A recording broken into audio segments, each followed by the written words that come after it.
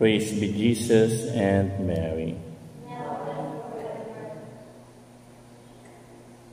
His mother said to the servers, "Do whatever he tells you." Brothers and sisters, today we celebrate the feast of Our Lady, or Mother of Good Counsel. It is a Marian devotion that started in the 15th century. The title in Latin, Mater Boni Concilii, was originally given to a small image of Mary and Jesus as a child, which is now in a 13th century Augustinian church at Genazzano, near Rome in Italy.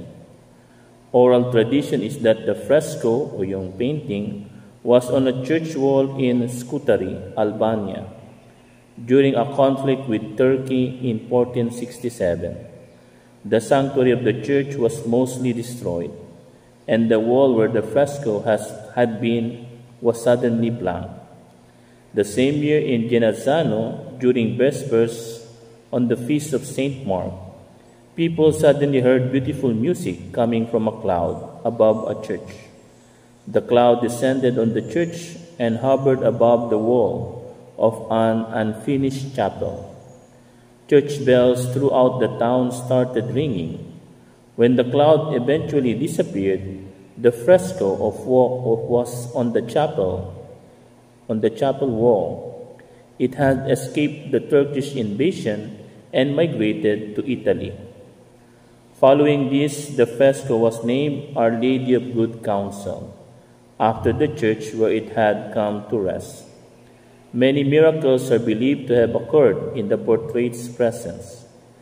Devotion to Our Lady of the Good Counsel grew among Pope and saints.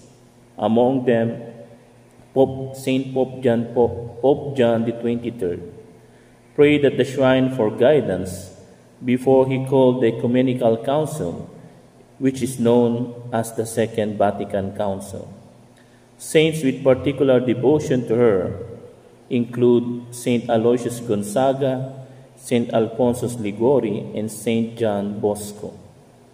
She was added to the Litany of Loreto by Pope Leo XIII, and the devotion spread throughout the world, although short list of hymns below suggest that she is well known among English-speaking people.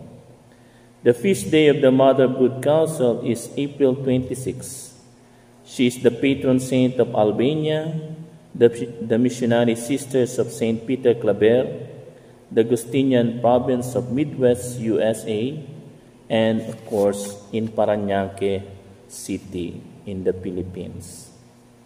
Brothers and sisters, why do we celebrate this beautiful feast of Our Lady?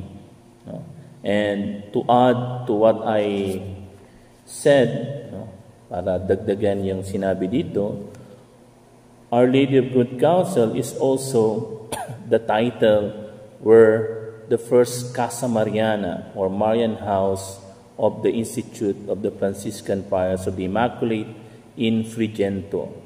Although the image is not the same, or the story is not the same as what I have read, yung aking binasa. This one is from the Augustinian in Genazzano. And in Frigento, there's another miracle there. Although both with the title Good Counsel is celebrated on April 26. Ang Frigento na ang dalawang feast. Ang April 26 at the same time yung pagkakita, the founding of the miraculous image. And let us go to the question, what relevance is Our Lady of Good Counsel today? Well, mga igsuon, napaka-importante na kitang tanan na tayong nag-a-advise sa atin, nagka-counsel sa atin ng tinuod, that will really help us in our what a journey it has been. Sabi nga, because our life is a continuous journey. O kinahanglan, we need those who will really counsel us. No? Of course, our Blessed Mother, our Lord Jesus Christ, kaya nga meron tayong adoration, no? To ask counsel. Kasi kitang tanan, all of us, no? Hindi naman tayo tawag dito, kahit nga si Ernie Barong, mga encyclopedia person, they need na magpapayo sa kanila. Naalala ko nga, no, yung, ewan kung naabutan nyo pa, yung si Ate Helen Bella. Di ba? O di kaya, sino to? Si Kuya Cesar, yung mga programa sa radyo na, Kuya Cesar, Ate Helen, ano pang dapat kong gawin, no, sa ganitong sitwasyon? So they ask counsel. And you know, it is good to ask counsel. No? Kitang mga religious, naarin tayong tinatawag na spiritual director or confessor, no? Na dapat nating hingan. No? Kasi, no? Why? Because in our own, we can make mistake. And that is what really happens most of the time. No? Pag hindi tayo naghingi ng advice, no? Or, pangalawang problema, kung yung nag-a-advise sa atin ay mali ang ina-advise sa atin. No? Ayun pa. Kaya nga, no? Maraming mga kabataan, maraming mga tao, no? They go the wrong way because of the wrong advice, wrong counsel. Ay, sister, ay, brother, huwag ka nang dyan, no? Ito na lang gawin mo, no? See? May it be a friend, may it be a parents, makakalungkot, may it be somebody or someone, no? Pero kapag ka mali ang iyong nare-receive na advice, no, it will lead you to a wrong path, no, and even your own destruction, no. And siguro yun ang dapat nating hingin sa feast ni Our Lady of Good Counsel. Mama Mary, tabangi kami, hatagan kami ng mga tinuod na mag-a-advise sa atin, magka-counsel sa atin, no? So that we may grow, lumago kita sa spiritual life, no? Kaya marami sa atin, of course, including me, no? Hindi tayo masyadong lumalago, we do not grow because, no? What kind of counsel do we receive, no? We should really, no, think, no? Kinibang counsel, makatabang, ug dili. No?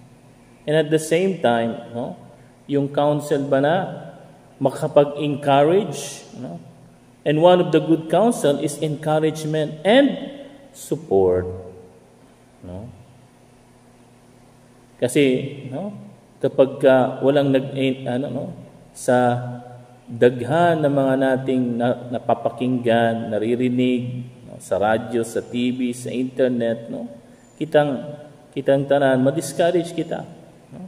May gera dito, no? Tumataas na naman yung heat index, kaya tuloy walang pasok, no? Dahil grabe ang init, no? Sa ibang parte, no? Nawala na sila, no? Yung tubig nila, medyo no? Sa ilang part, no? May narinig pa nga ako namatay sa heat stroke, di ba? So, they are really discouragement. No? And we need somebody or someone who will encourage us, who will say to us, sige lang, no? Padayon lang yun, no? Kaya natin malagpasan ini. No? Because we are still human. No? Kitang tanan, mga tao pa rin kita, hindi naman tayo mga anghel. No? Kailangan parating ng mga ng encouragement, dili discouragement, no? And of course, the first thing that will encourage us is none other than our Lord and our Blessed Mother, no? And brothers and sisters, let us ask in this Holy Mass, no? Lord, Mama Mary, give me encouragement. Support me. And Lord, help me na magkaroon ako ng mga tao na mag-a-advise sa akin ng tama. That will lead me to holiness. That will lead me to grow in my spiritual life. Kasi yun talaga ang kinahanglan natin. Alam niyo yung pera, yung material things, nawawala yan, nauubos. Pero yung tao na binigay sa iyo ni Lord para mag-advise sa iyo, para makatabang sa iyo, na ikaw ay lumago spiritually, that is a treasure. Ikaw ang aking tanging yaman. Diba? That's a treasure. To have a good friend, to have a confessor who will really help you. Pero hindi yung confessor na o yung tao, kaibigan na oo nga. Kasi minsan, open and close parenthesis, based on experience, may mga tao na hindi naman talaga naghahanap ng confessor o mag-a-advise, kahit among the friars. They only want someone who will agree with them. Basta, sige. Oo lang. Pag sinabi mo na, hindi pwede. Ayaw ko na yan, ayaw ko na dito. Kasi, hindi pumayag, hindi nag-agree. We should not be like that. In asking advice and counsel, let us seek the will of God, not our own will.